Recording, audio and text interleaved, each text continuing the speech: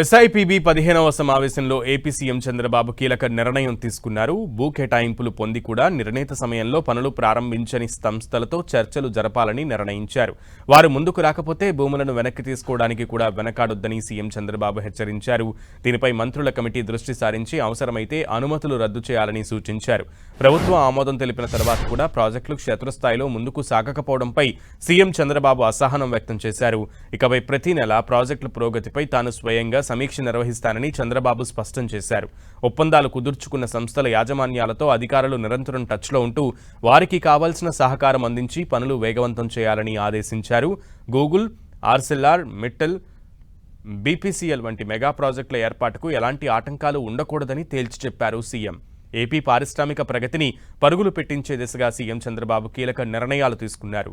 Speed of doing business విధానమే ప్రభుత్వ ప్రాధాన్యత అని, ఆమోదం పొందిన ప్రతి ప్రాజెక్టు వేగంగా కార్యరూపం దాల్చాయని ఆయన అధికారులకు స్పష్టమైన ఆదేశాలు జారీ చేశారు. ఎస్ఐపిబి సమయంలో 29,021 కోట్ల విలువైనటువంటి 27 ప్రాజెక్టులకు ఆమోదముద్ర వేశారు. ఈ భారీ పెట్టుబడుల ద్వారా రాష్ట్రంలో ప్రత్యక్షంగా పరోక్షంగా 22,407 మందికి ఉద్యోగ అవకాశాలు లభించనున్నాయి. ఐటీ, విద్యుత్, పర్యాటకం, ఫుడ్ ప్రాసెసింగ్, మౌలిక వసతులు, పరిశ్రమల రంగాల్లో ఈ కొత్త ప్రాజెక్టులు కొలువుదీరనున్నాయి. రాష్ట్రంలో మరిన్ని సెమీ కండక్టర్ ప్రాజెక్టులను ఆకర్షించేందుకు ప్రత్యేక ప్రోత్సాహకాలు ఇవ్వడానికి ప్రభుత్వం సిద్ధంగా ఉందని, అలాగే సొంత భూముల్లో పరిశ్రమలు ఏర్పాటు చేసే వారికి అదనపు ప్రయోజనాలు అందించే అంశాన్ని పరిశీలించాలని అధికారులను ఆదేశించారు. రాష్ట్రాభివృద్ధిలో పాలు పంచుకునేలా ఎన్ఆర్ఐలను పెద్ద ఎత్తున ఆహ్వానించాలని కూడా ఆయన నిర్దేశించారు. రాష్ట్ర పర్యాటక రంగాన్ని విశాఖ, అమరావతి, తిరుపతి రీజియన్లుగా విభజించి అభివృద్ధి చేయాలని ముఖ్యమంత్రి సూచించారు.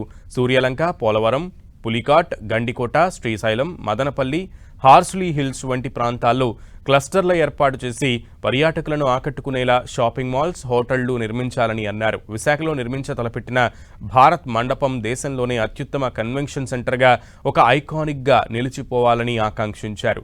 50,000 హోటల్ రూములు లక్ష్యంగా పెట్టుకోవాలని, health, tourism, sports city, creative city వంటివి నెలకొల్పాలని అన్నారు. తిరుపతిని ఒక మ్యారేజ్ డెస్టినేషన్గా తీర్చిదిద్దాలని, ఫుడ్ ప్రాసెసింగ్లో విప్లవాత్మక మార్పులు తీసుకురావాలని సూచించారు.